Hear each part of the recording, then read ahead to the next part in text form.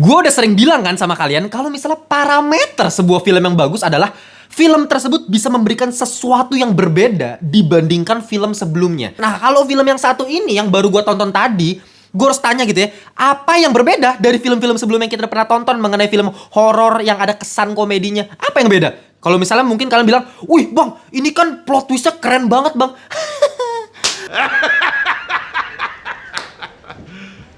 You serious? Oh, gore-nya bang, ini gori banget, brutal abis gitu ya.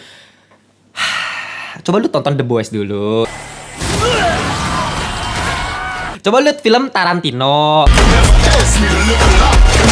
Udah banyak bos, model-modelan kayak begini. Mungkin kalian bilang, bang, ini kan film yang horor, menegangkan, tapi kesan komedinya juga tetap dapat, tetap lucu gitu ya. Percayalah sama gua, film horor komedi jauh banget banyak yang lebih bagus dibandingkan film yang satu ini. Ya, jadi apa yang baru dari film yang satu ini? Kita bahas sekarang.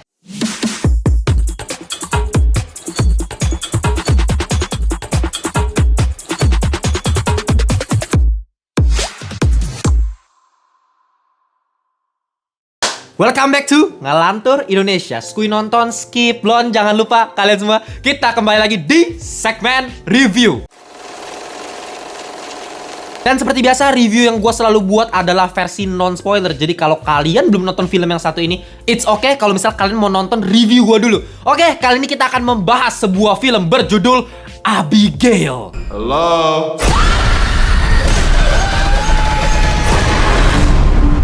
Jangan lupa ya, gue gak bakal bosan-bosan buat ngingetin kalian. Jangan lupa join grup Telegram Ngalantur Corps. Isinya udah ada 1000-an Ngalantur Corps lainnya yang bisa kalian ajak diskusi seputar perfilman dan TV series. Ada gue juga di situ, jadi feel free aja to join. Ya, film yang satu ini disutradarain sama duo sutradara yang udah terkenal dengan film horornya, yaitu Matt Bertinelli dan Tyler Gillett. Buat kalian yang udah pernah nonton film Ready or Not atau Scream 5, Scream 6, harusnya udah familiar lah dengan style-style horor ala-ala duo sutradara ini. Film ini mengisahkan sekelompok kriminal yang menyulik seorang perempuan untuk memeras bapaknya. Dan ternyata gilanya, lu salah nyulik anak, bos. Guys. Karena anak yang lu culik adalah vampir. Ya, jadi ya ini memang apes aja nih sekelompok kriminal ini yang pengen dapat kekayaan, malah lu dibully sama satu anak bocil ini yang ternyata vampir. Dan ceritanya cuma begitu doang.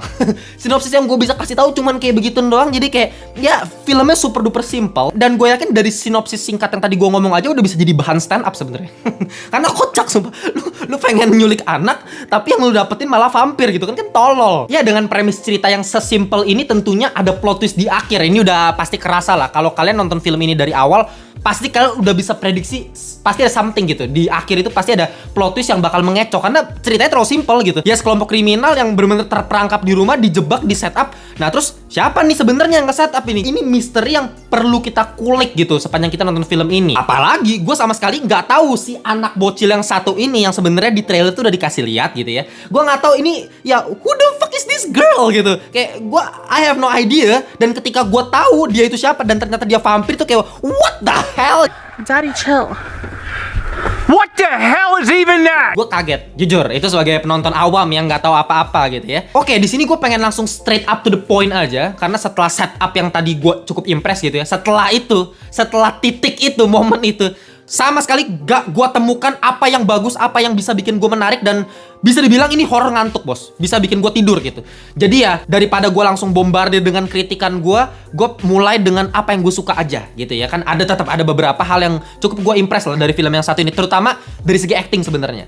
Ya, di sini antagonis utama kita, pemeran utama si Abigailnya itu diperankan sama Alicia Ware. Gue bener-bener respect banget meskipun umurnya masih belasan tahun, masih bocil tapi actingnya natural sekali. Gue cukup impress, gue bisa dibuat kasihan, gemes, tapi bisa dibuat takut juga sama bocil yang satu ini. Sama sekali nggak terlihat fake, nggak ada yang cringe sama sekali, bahkan untuk supporting aktornya. Ya selain si Abigail ini kan tentunya kita diperkenalkan sama kelompok kriminalnya gitu, yang masing-masing punya skill masing-masing gitu. Ada yang jago sniper, ada yang jago tukang pukul, ada yang jago ngehack gitu ya, ala-ala Money Heist seperti biasa lah. Kalau misalnya nyulik orang pasti harus ada ya strateginya gitu ya. Masing-masing anggotanya harus punya role masing-masing. Dan itu cukup menarik, chemistry antara mereka berjalan dengan cukup smooth gitu ya. Gue nontonnya nggak ada yang cringe sama sekali. Kadang-kadang bisa kasih gua komedi yang bisa bikin gua ngakak. Jadi ya lagi-lagi luar biasanya film ini adalah ketika memang mencekam, itu mencekam banget gitu. Memang secara horor oke lah ya, setupnya cukup bagus gitu ya. Tapi ketika memang adegan komedi ya komedinya juga works banget. Beberapa anggota yang pengen gue highlight di sini salah satunya adalah Kevin Durant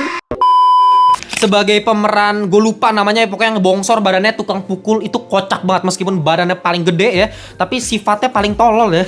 Paling kocak, bikin gue ngakak banget. Dan salah satunya juga adalah Catherine Newton yang terakhir kali di film Ant-Man and the Wasp: Quantumania. Kalian tahu sendiri kritikan gue terhadap dia tuh seperti apa gitu ya. Terutama chemistry dia dengan bapaknya si Scott Lang yang diperankan sama Paul Rudd. Waktu itu gue bener-bener kritik abis-abisan, bener-bener nggak kerasa. Ini kan mau dibilang, oh ini film keluarga, lu nggak usah anggap serius-serius amat meskipun lawannya Kang. Tapi ini ya film santai, film lucu-lucuan. Nggak dapet bos lucu-lucuannya, heartwarmingnya nggak dapet juga gitu ya. Kenapa? Karena chemistry-nya waktu itu memang Catherine Newton entah kenapa kerasa fake-nya, cringe-nya nggak natural sama sekali. Tapi di sini ya dia ngebantah semua kritikan gua, dalam artian ya ternyata dia memang aktris yang bagus. Mungkin di film Ant-Man 3 memang script writing-nya aja yang memang sampah ya.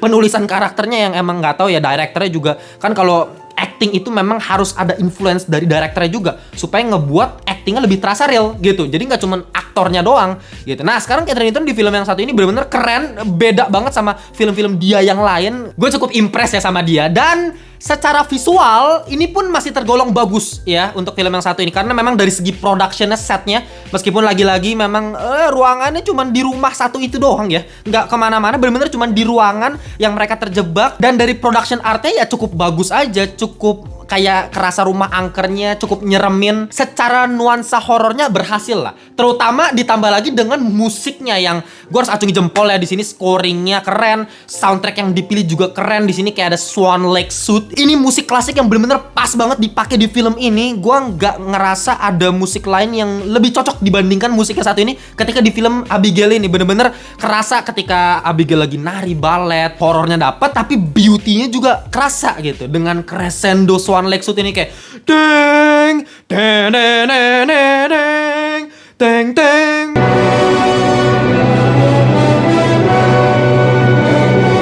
Itu crescendonya bikin nuansa hati kita juga ya cukup dramatis banget lah.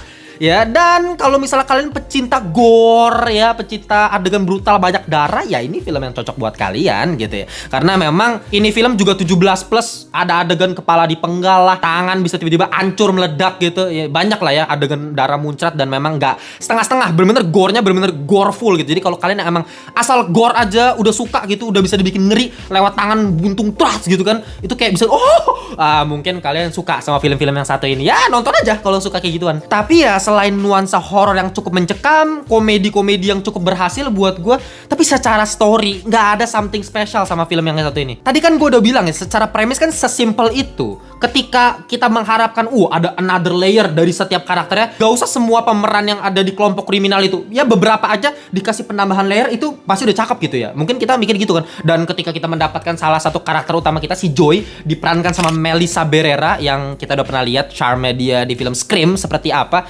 Tapi di sini ketika dia pengen seolah-olah dikasih pendalaman karakter, dia punya hubungan sama anaknya, itu kayak ada subplotnya lagi-lagi kan. Jadi seolah-olah tuh nggak cuma satu layer cerita mengenai Abigail si vampir dan yang ini mereka kejebak gitu ya, kelompok kriminal ini, tapi ternyata ya si Joy juga ada dikasih tahu dia hubungan sama anaknya jelek, dan itu menjadi fondasi utama antara dia sama si Abigail juga. Cuman ya menurut gue ini gimmick doang, sumpah. Subplotnya tuh bener-bener gimmick karena kerasa ceritanya tempelan. Gue nggak peduli sama sekali. Bahkan setelah gue nonton film ini kayak gue udah nggak inget lagi kayak dia punya hubungan apa sama anaknya. Udah nggak peduli gue, karena memang ceritanya nggak seemosional itu. Bener-bener gak ada unity-nya tuh istilahnya. Kalau dalam sebuah film kayak subplotnya misalnya banyak banget nih subplotnya, tapi kalau misalnya subplot itu masih jadi satu kesatuan sama cerita utamanya, jadi satu fondasi yang cukup kuat, malah nge-elevate story utamanya, itu yang bagus gitu kan. Nah ini enggak, ini bener-bener kayak ya udah tempelan aja, yang penting ada subplotnya, ada another layernya yang ya buat gua nggak work sama sekali. Nah tapi itu sebenarnya masalah yang biasa. Masalah utamanya buat gue justru adalah plot twistnya.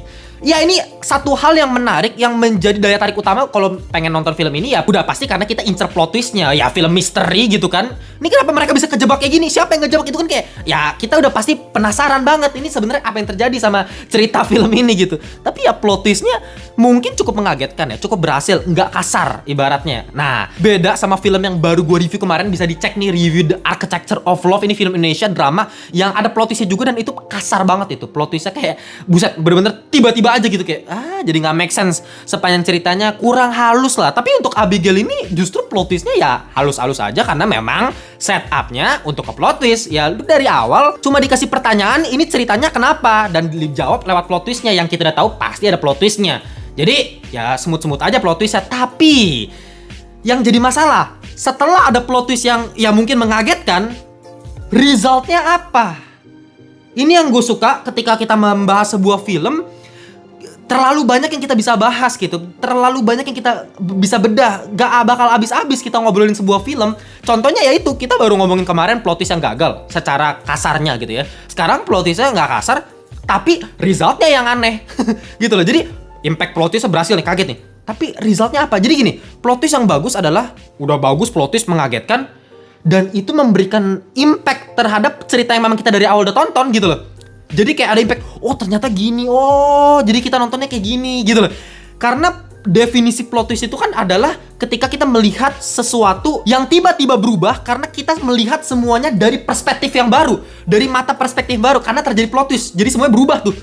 Cara kita melihat filmnya itu kan harusnya yang terjadi. Di sini nggak sama sekali, bos. Nggak ada sama sekali perspektif. Ya udah sama aja. Nggak peduli gue abis plot twist malah makin aduh, gue sampai nggak bisa berkata-kata kan, sampai kayak ya udah lu bisa tidur sumpah. Lu abis plot twist ya udah bisa tidur lu nonton film ini. Ya lagi-lagi kalau lu emang incernya gore ya udah nonton aja. Mungkin lu bisa menikmati gore-nya gitu ya, vibes horror vampirnya, productionnya, make up-nya keren, acting-actingnya juga ya cukup bagus, nggak ada yang sampah banget lah gitu ya. Tapi ya itu cerita itu nggak ada yang spesial sama sekali. Template, nggak ada sesuatu yang baru dibandingkan film-film lain yang udah gue tonton. Semua film yang plot twist-nya gila-gilaan itu kan kayak udah masuk di otak gue, udah menjadi satu memori gitu yang kayak anjing ini film plot twist yang keren-keren banget. Terus tiba-tiba ada film Abigail ini kayak what the hell man. Ini gue kasih contoh aja ya, misalnya film American Psycho itu kan ada plot twist tuh di akhir.